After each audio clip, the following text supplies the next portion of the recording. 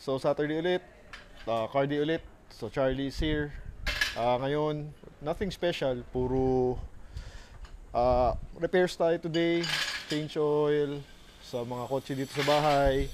And today, ayusin na natin yung rattling noise ng steering wheel ng Lexus. I have the part already. But, unahin mo yung Grandia, no?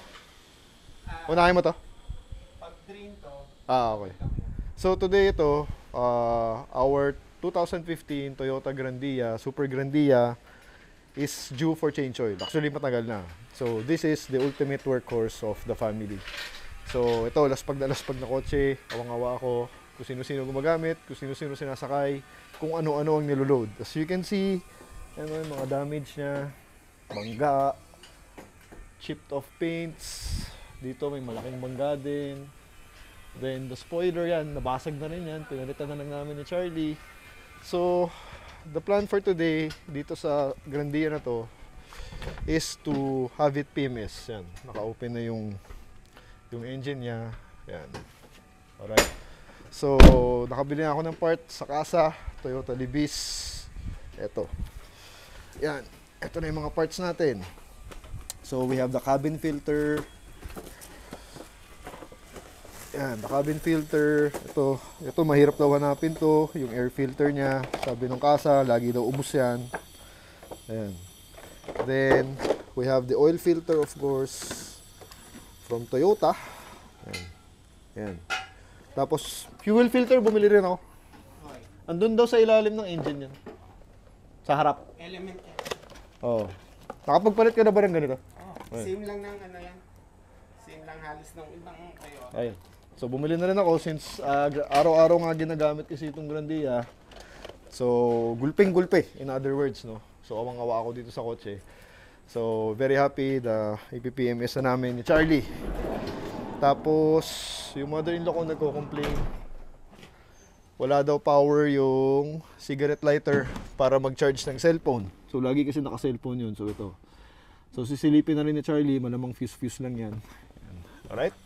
So, the other car, ito, tinan nyo. Ay, bumili na rin pala ako nito. Sticker from Lazada. Huwag mo kalimutan to, ah. Okay. Lagay mo na lang yung date.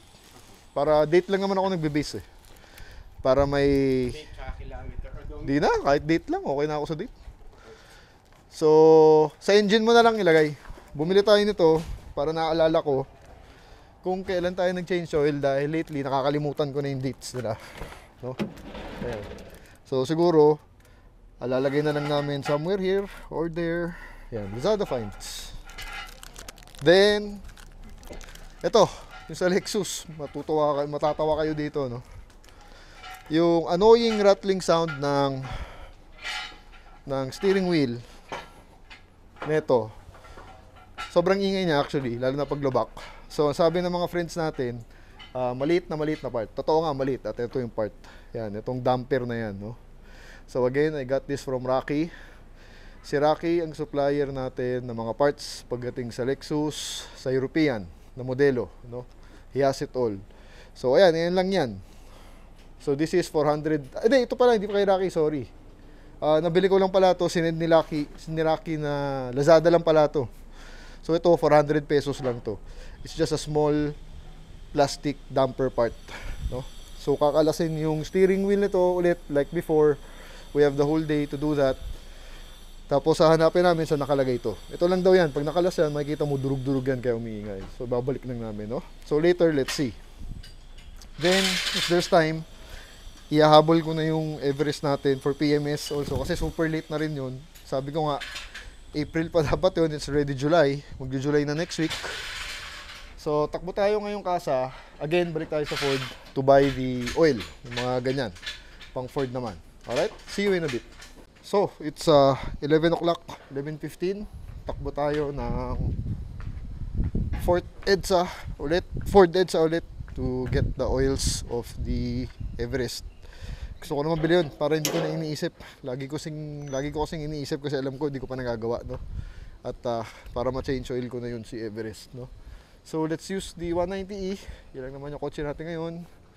So, see you. First start pala ulit. Well, actually, di na first start dahil nag-start na ako. Ginamit ko na siya kanina. I went around the village, so for you guys.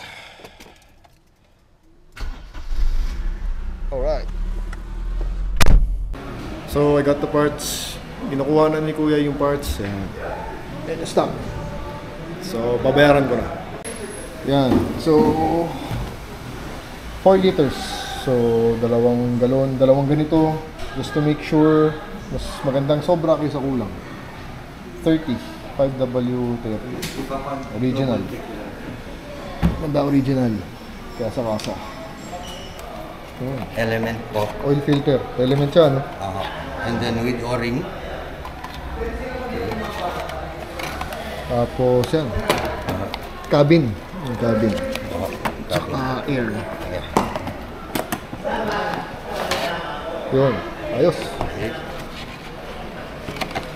Resibo na lang, no? Para bayaran ko doon. Gagawaan ko naman Okay. ng ano. Carlitos Cruz po na Sige. And then, hindi, ito pa yung air filter, Air filter. para makita nyo brand new lahat. Kaya kasa. Yeah. Yun. Ayos. Thank you. Wala na yung Bronco. Bronco. Diba may display kayo ng Bronco na nakaraan? Oo, kaso mukhang nabenta na sa... Ganun. Bilis, ano? Maski yun sa Makati. Nabenta na agad. Nabenta na rin. Last week lang yun, naka-display dyan. Meron last week. Magkano pa ano nun? Alam mo? Kabisado mo? 5 million. 5? Grabe. May Carlitos Cruz po yung dating binili. Yung dating gamit ko. Hindi ko alam kung Kaloy o Carlitos eh. Kalimutan ko na. Ayan. Si Louie ata nagbenta yung half cup ng iwang. Yung 9,000? Yung 9,000 yun. So, nabenta na yung Bronco. Grabe, last week lang yun, no? Ang bilis. Gwapo naman kasi talaga, no? So, mamaya silipin natin yung showroom. Malaking kasa. Yan, may playroom pa for the kids. So, service center. The showroom. Yung may rapper. Wala na yung Bronco. So, babayaran na namin ni Kuya 8,000 plus the damage. Yan, total damage 8,500. Filter oil 600, air cleaner 1,411 sa cabin. That's the damage for today. Done. Again 8,500 for the damage. Ford Edsa, here's the flip. The new Everest. Bi-turbo na ata ito. This is the sport. Insura na doon. Ganda rin, ano? Pogi rin talaga. What I like about the new Everest is the front. Yeah, pogi na. Very American, no? The headlights, the blackout grille, the sport. Ganda na sport na Everest na to. Yan. Ito, wild track. Ito. Then the wild track, mga pickups. Yan. Alright. So, just finished. So, balik na tayong bahay ngayon, no? So, when going sa casa, they need the chassis number. So, dapat dala nyo. Para they look in the computer kasi the chassis number. Alright, see you. Alright. Finally, nabili ko na.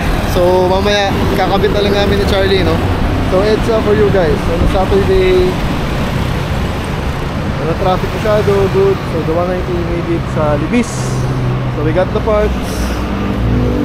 Yan, for our Everest. So again, ba't ako sa kasa bumibili ng mga ganyan? Well, kasi they do accept credit card payment. So madali for me yun. Di naman tayo lagi may cash. So that's why. Tsaka second, syempre, kampante akong authentic. Lalo na si Ford. Alam mo naman si Ford, medyo maarte pagdating sa mga oil sa lahat.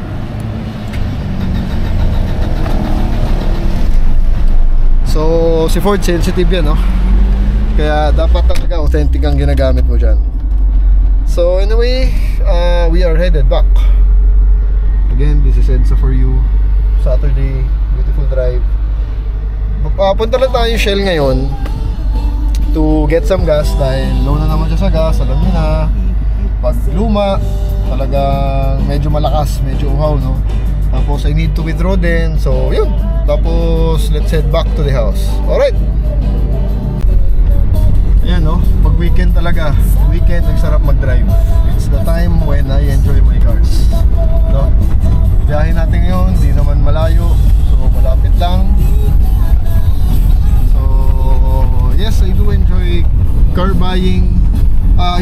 parts buying, going from shop to shop to buy parts kasi I get to drive. So again, thank you for Densa for the parts. Again, kasi mayroon silang credit card, kaya doon tayo bumibili. Because most of the shops, mga auto supply, they don't accept credit card. So yun, EDSA for you guys. 190 is here. Yeah. So stress test na naman tong si 190 natin. We are here in White Plains and it's 12 o'clock and everyone is out having lunch. So dito sa White Plains, medyo nabibisi na yung lugar na to. Ang daming bagong establishments, which I like. For me, maganda yung mga establishments dito sa area na to. So that means you don't need to get far if you live near. Dito ka na lang kakain and okay na, uwi ka na, no? So that's why, but then, yun nga, traffic is kind of bad. Siyempre, maliit lang naman yung daan ng White Plains. Hindi naman malaki yan. So, yeah, traffic. Anyway, okay lang. Hindi naman ako nababore sa traffic in White Plains because marami namang magandang nakikita. And dito, marami magandang kotse, no? Yun lang. So, here is the car again for you guys. Some driving shots. Yan, I'm loving the emblem, the golden emblem up front. Pag nagda-drive ka ako, lagi ako napapatingin dyan sa emblem na yan. Parang it makes the driving experience more wonderful. Yeah. Alright? Ayan, dito merong magandang mga display ng kotse, mga buy and sell. Yan, dito banda. Tignan natin kung ano yung nakalabas. Again, the Bentley. The Bentley is here. I see this every day. And it's growing on me talaga. Ganda, no? Iba talaga dating ng Bentley. And we have a 4-door Mini Cooper and old school Corona. Beautiful cars. Kaya dito sa White Plains hindi ako nabobore. Madami na nakikita. And beside her, mga supercars naman. Ayan, Ferrari, the Porsche, the Benzes. Then on my left side, ito, mga bagong open na restaurants dito, no? There's a Choi Garden, yan, mag-open ata or open na ata this week, I don't know. Mukhang hindi pa, pero siguro bukas open na yan. Then yung Country Waffles, yan. Uy, ganda ng Mitsubishi pickup, I like it. Then we have the Honda HR-V. I'm loving the new Hondas, lalo na yung CR-V, no? And kaya dito sa White Plains, maraming magagandang makikita when you're driving around. Right? One of my favorite places. So, yun lang. Ano rin pala, no? I forgot. Mamaya, after magpagas tayo and after ko mag-withdraw pera, ganda ng LC. Blackout. Nice. Dadaanan natin yung parts ng Audi na nabili natin kay Rocky. Yan, kukunin na natin ngayon. So, kompleto na kasi siya eh. So, dito lang din yun. Katabi ng Shell. So, later pakita ko na rin sa inyo. Naubusan ng B-Power. Wala silang B-Power ngayon. So, bili na lang muna ako dito ng fruits. Actually, kaya gusto ko to, nakakabili ka ng fruits. Kaya gusto ko fruits dito, no? Yung green, pakita ko sa inyo. Yan, eto. Yan, ito, masarap to. Ito rin yan, yan.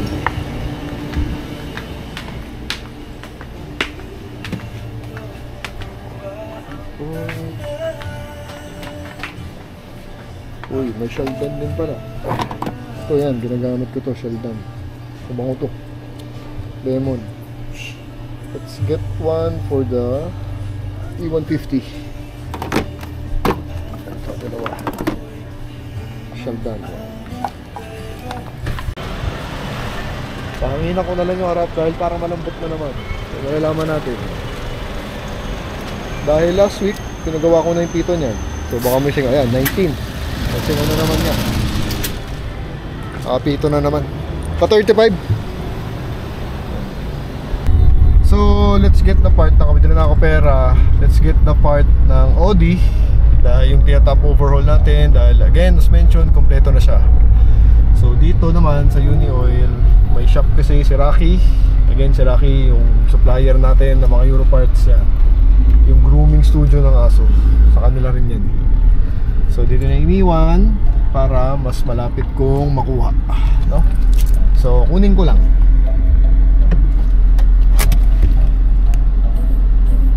Yan. So here is the box. Audi parts. Thank you, Rocky. ko alam kung ano gagawin ko, Rocky, kung wala ka. I'm so happy I met you. Ayan. So for the top overhaul na gagawin natin sa OD, andyan na lahat yan. Alright? So, yan, may silbi si 190E. Nagiging epic car, no? Kaya masaya ko, nagagamit ko siya. Ano, nalalagyan ko ng gamit sa likod, nakukuha ko ng parts, everything.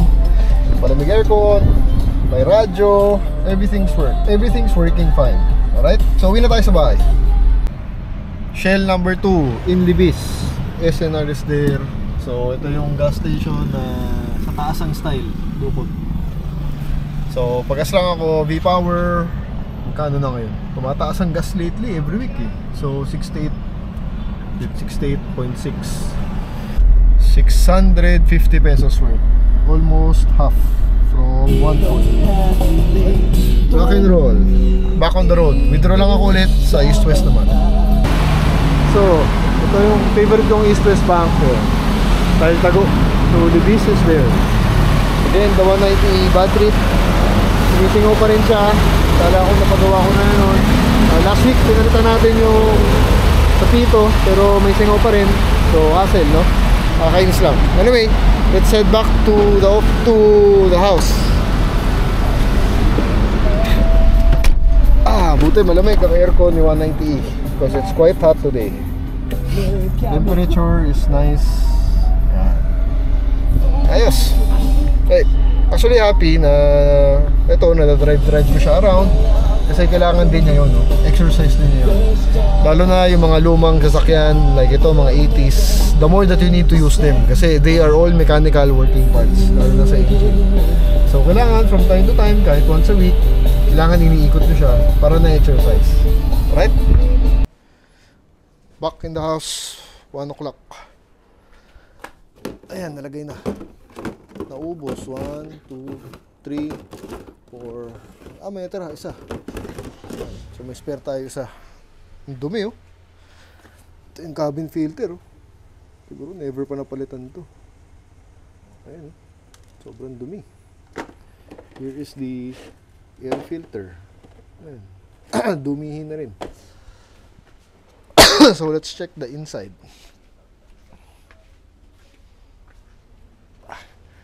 To get to the engine, ito, kailangan inaalis mo to. Tapos may nakita si Charlie ito, nawawalang line, putol. So sa air intake yan, hangin na papasok sa makina. So mag-iiba ang takbo niyan, mag-idle up yan, mag-idle down pag hindi naayos to. So buti na rin nakita. Ayan. Alright. So ito ring si Alphard, kino-complain na si cigarette. Asa yung cigarette? Ato. Si cigarette power source wala, hindi raw gumagana. Kasi yung mother-in-law ko grabe mag-cellphone yun, laging lowbat. So siguro sa paggamit, pagpasok, labas, mabigat kamay, nasisira to. So chine-check ni Charlie ngayon yung mga fuse. Okay naman yung fuse, so baka dun sa loob. Problema, kailangan mo baklasin yun. Yun yung hassle dyan, diba? Tingnan ko sa gilid. Kaya kayo, huwag mabibigat ng kamay dahil nakakasira yun. Fuel Okay na? Andiyan na yung langis? Fuel na lang yung... Yung fuel filter. Maganda yung level yung langis. May natira pa kisa, no? Ay, hindi. Pagbaba. Pagbaba, ibabalik. Yung nag-indicate dati, low oil. Low oil. Bakit? Kumakain kaya nilang isa. Konti na yun. Ha? Sa tagal din siguro. Kaya nga, hindi naman tayo nag-change oil kasi dati niyan. Ay, nalagay mo yung sticker, hindi pa? Nilagyan ko. Nasa yung sticker? So, inano ko na lang. Saan? Ito sa side. Yung date ngayon. So, Ayun. tapos yung order na lang. Yan, nilagyan na namin ng sticker. Para naalala. So, June 29. Odometer 141. 141,000 kasi ito eh. Again kasi, ito talaga workhorse namin. Talagang araw-araw gamit. Kahit sino, sakay. Kahit opisina. Yan, dumi-dumi na, oh. Diba? Laspag. Sayang. Magandang sasakyan pa naman. Pero ganoon talaga. Kaya ka bumili ng sasakyan para gamitin. Pero to abused. So, dapat maalagaan ng tama. So, sa amin na pinalaga ni Charlie actually. Kaya namin ginagalaw. So, ito yung box ni Rocky. Buksan lang natin. Silip. Silip na konti. So, ito yung ito, nandito na yung OD. Yan. So, the overhauling kit. Ayan, oh. Oh. OD mo. Kailan mo gagawin yan? Special tools yun. Oh, ayan, oh. Ito sa valve seal. Venting valve yan. Ito yung mga seal. Mga gaskets. Ito yung head gasket. Ganda, oh. Bakal, oh. More than na rin ang pang spray nyo, tsaka special tools. Valve cover. Seals. Daming seals. 8,000 lahat, eh. Sa exhaust, intake, exhaust. Yan. Kompleto na. So, top overall na kami. Iniisip ko next week. Dadaling ko na sa machine. Balikan na namin next week. So, pero kailangan niya ma-machine shop na muna. Nagmamadali si Richard, kunin na raw natin. Kasi binawasan yung pwesto nila. Oo. Nire-rent lang pala yung sabay painting. So, sinara na kahapon. Yan. Thank you, Rocky. So, anyway, this is for another episode. But at least the parts are here. So, kompleto na siya. So, the Alphard is fixed. Ayun na, doon na yung Alphard. Ito ang salarin, blown fuse. Ang liit ng fuse ng Alphard. So, dalawa pala yung fuse niya sa cigarette lighter. So, buti na trace ni Charlie. So, ito yun. Kaya wala akong power. So, buti may spare, yung auto. So, ito lang ang ginamit niya. No? So, back here sa Grandia. Usog ka dyan, baka tamaan ka. So here is the Grandia na change oil na. So ginagawa niya ng paraan na lang itong missing part. Tapos mamaya ito rin, yung sa lighter. Ita-trace niya ulit ito. Ito pala pinalitan namin ng head unit dati. Dahil sira ang head unit, so naghanap ako online second hand. Dati Bluetooth yan, pero dinowngrade ko siya. Ito yata galing Innova eh. So, sakto naman. So, gumagana na. So, the Grandia is done. Yan. Change oil na. At naayos na ata yung sa lighter power source. Sabi ni Charlie.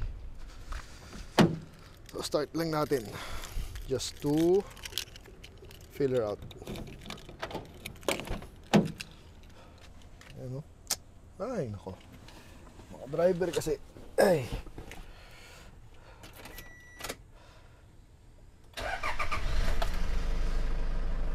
Mas tahimik na.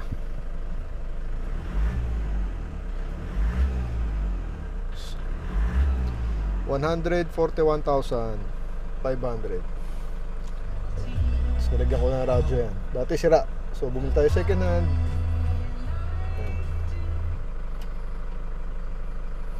So ito ayos naman daw. Ayan. Alright. So yung exhaust na lang. Nga daw ni ma'am yung ano niya. Yan, may power na sa Alphard. So maandar na. Bye-bye! Tapos yung langis ng Grandia, konti lang nakuha. So ewan ko, ba't konti? Hindi namin alam. Yan, so ngayon natisa naman namin. Diba? So it's already 4 o'clock, 4 p.m. The Grandia is done. The Alphard is done. So it's time for the Lexus. Kanina pa sinimulan ni Charlie. Nakatanggal yung battery dahil may mga electronics sa steering. So bakla siya. Oh, grabe, baba pala lahat. For that small part, yan ang mga babaklasin. So parang kinatay na. Di mo pa nakita? Baba yung steering. Asim to talagang. Oo, sambu hugutin, no? Ganun. Yung maliit na part lang na yun. So kailangan mong alisin lahat yan. Ito yung mga electronics nyo. Ang daming module. Ayan, tapos yung airbag, andyan din nata eh. No? So medyo maraming baklas. Yung nakakainis, ang liit ng part na papalitan. At ang ingay kasi talaga No, ito lang. Yan lang yun. That's what's causing the rattling sound. Annoying rattling sound. At lumalakas habang tumatagal. Kaya kailangan palitan. So hopefully, mabaklas siya na lahat. Today, dahil hahanapin pa niya yun kung saan. Gagamitin mo ba? Update. Hindi naman. 5 o'clock. Ayan, medyo marami nang nabaklas. So mahirap talaga magtanggal ng Lexus. Medyo maraming components sa ilalim. Kaya dapat yung mekaniko maalaga. Kasi mostly plastic parts, no? Marami. Yung brittle. May mga motor kasi, EPS kasi. Ayan, so ito yung tatanggalin. Tama? Oo, yan. Column. Para makita. Wala ka pa nakikita na maingay. Nasa loob yan. Nasa loob. Sa loob yan. Column, nasa column. So bubuksan yung column. Oo. Grabe. Kasama yung motor ng EPS na electronic power steering, kaya malaki yan. Ayan. Kaya actually malaking trabaho yun. Hindi simple. Simple yung part. Pero laking trabaho. Baba lahat. Yan yung itsura. First time binaba ang steering column nito. After 9 years. 5:30. Naibaba na. So ayan ang steering column. Komplikado. Nahirapan siya dahil ang daming module, ang daming motor na nakaharang, ang daming koneksyon. So, babaklasin to para hanapin kung saan yung damper na yun, yung maingay. Bubuksan mo pa to, no? Ito? Hindi naman gagalawin mo sa mga ito lang po. Oo. Tapos nasa loob yung sinasabi. 1 piraso lang, no? Sana habang may araw, makita natin. So, almost 6:30. We are losing light. Here is the situation. Nababa na yung steering column. Si Charlie, ni-YouTube. Kung saan yung location nito. Sa loob to, malamang. Loob dito sa gitna. So, this is the whole mechanism. So, hanapin kung saan itong damper na to. So, somewhere here, may maingay. Rattling sound. Alugin mo. Baka marinig mo na. Hindi, nakalaban yung mga motor. So, Ganunin mo. Hindi mo maano. hindi na... So, yan ay mechanism. Kailangan buksan yan. Para mahanap. Ito yung loob. Ayan. It's a big job. At dito, maabot na siya. So, the problem of this Lexus, maingay na steering wheel. There's a rattling sound. Ito, nahanap na namin. So, binaba na yung steering column. This is the part. Ito yung binili natin. Ganyan kaliit. Tapos, ito yung sira. Kasi yung sira. Ayan, durug-durug. Ayan. So, durug-durug. Ito yung bago. Buo. So, kaya maingay. Ay, nako. Ayan, no. So, at least nahanap na. It's just hassle lang, no. Para sa liit ng pesang to. To imagine, 400 pesos. Sa buti, meron sa Lazada. Shopee online. Meron sila. Send ko na lang din yung link. But, yung proseso ng pagkuha sa kanya, pagbaklas, is grabe. So, imagine if sa kasa mo dalhin yan. Magkano ang i-charge sa inyo yan? I don't know. Or sa shop. Kasi nga, hindi siya madaling proseso. Tama naman. Baklas na baklas. Tapos Lexus, ang daming module, ang daming wire. So, hassle. Para lang dito. Ito sa bagay, 9 years na rin kasi yung kotse. So, itong pinaka first major na ginawa dito sa kotseng to. Bumigay itong maliit na to. Buti na lang, pwede siya bilhin separate. Ewan ko lang ko sa kasa kung papapalit sa'yo buong steering column, no? So, yun. At least nakita nyo kung paano. Kung sakasakaling meron kayong Lexus or Camry na may maingay sa steering wheel nyo, ito ang salarin. Yan, yung maliit na yan. Alright? So, binabalik na ni Charlie. Pabalik na siya. Binubuo niya na ulit. So, siguro matatapos to... It's already 7 o'clock. Buti hindi umulan. Siguro mga 8:30 matatapos siya. Tapos, isi-change oil pa niya yung Everest dito sa labas. Then, that's it. So bukas, testingin ko kung nawala na talaga yung ingay niya. Or mamaya. Pero gabi na. No? So, 6, 7, 8:30 na ba? Wait. Anong oras na? It's 8 o'clock. No? 8 o'clock. So, the Lexus is done. Doon na tayo sa Everest. Tine-change oil na ni Charlie. Pero, test drive muna. So, sana wala na yung tunog na yun, yung buwisit na tunog na yun. So, here is the Lexus. Iikot ko lang. Punta tayo sa Shell dito sa may Tendesitas. Let's buy something para ma-check ko kung nawala na talaga. Alright? First start. Here is the key. Sorry, madilim na. Gabi na. Yun. Wala naman check engine light so far. So, system check. Wala naman check engine light. The steering wheel, electric yan. Yun. Yan mo. Maangat yan. Ayos pa rin. It's electric. So, good so far. Okay. Backing ko lang. Here in Libis, dito natin mati-check talaga kung wala na siyang rattling sound. Dahil lubak-lubak ang Libis yan sa gitna. Ito, itong gitnang yan. Oy. Yan, nasa gitna tayo. Wala na nga bro. Wala na.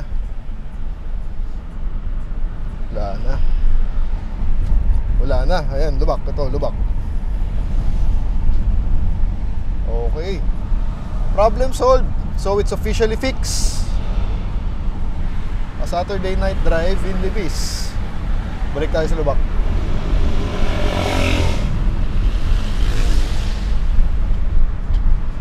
There. Wala na. So the sound is out. The rattling sound is no more. So, yun lang talaga yun. Yung damper, yung electronic steering damper. What they call, you can buy in Shopee, in Lazada for only 400 pesos for the fix. Alright? Alright, no? So I'm happy. Wala na yung rattling sound ni Lexus. We are here in Shell, Libis. And select. Here's the Lexus. Super happy na wala na. So it's a 400 peso fix. Kung sa kasa, ewan ko na lang magkano yung charge. No? So anyway, bilila ako select. Alright. So dito sa Shell, no? Malaking Shell to. Shell Libis. They have a service station there. I tried to hot this change oil last month.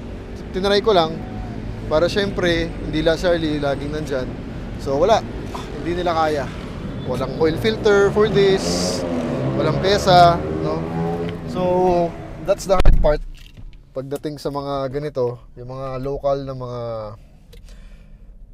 pagawaan, yung mga Shell, ganyan. Hindi nila kaya kahit simpleng PMS lang, simpleng change oil, no? So kaya nga I decided na kami na lang ni Charlie ang gumawa. So I just get the parts from Rocky pag sa Lexus, yan. So anyway, balik tayo sa bahay. Na-road test ko na, so I can confirm na yun na nga, wala na siyang ingay. So I'm very very happy. Marami tayong nagawa ngayon. Na-change oil natin yung Grandia, naayos yung power problem ng Alphard sa lighter. Tapos ito, naayos yung steering problem, okay? So balik tayo sa house. Alright, back sa house. She's fixed. So si Charlie nandun sa Everest. Ito na, tini-change oil na natin finally. So finally na change oil na. Super late, dapat April pa. So here is the engine, if you're wondering. 2.2 turbo, diesel. Hindi ako mahilig sa diesel, pero it is what it is. Matinong kotse naman. So yan, change oil na. So anyway, that's the vlog for today. Thanks for watching if you're still there. Super productive day, dami nagawa. Na PMS si Super Grandia, ito naayos. Pati si Alphard. Yan, nasingit pa si Alphard. Actually ito wala sa plano to eh, pero nasingit pa natin, no. So yun na, a productive day. So thanks for watching, and if you're not subscribed, please help me out by subscribing to my channel and liking this video. So every like counts, no? It helps with the algorithm ng YouTube. So more videos to come. Thanks. Two different levels, I cannot relate.